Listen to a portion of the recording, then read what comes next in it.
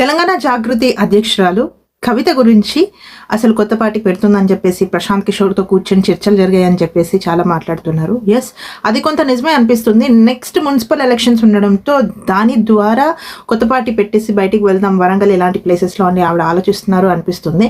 So మీరేమంటారు comment చేయండి. అలాగే దేశ రాజకీయాలకి, మన దేశంలో ఉన్న రాజకీయాలకి, మన తెలంగాణకి ఇది ఎంత ముప్పా లేదా రైటా? మీరేమంటారు? ఒకవేళ తను ఇంకో పార్టీ పెట్టి if she wins as an MLC also దేశం మన ఈ తెలంగాణ ముందుకు వెళ్తుందా లేదంటే వెనక్కి వస్తుందా? వాట్ యు సే కమెంట్ చేయండి. బికాస్ ఇది ఒక పోల్ లాగా చూద్దాం.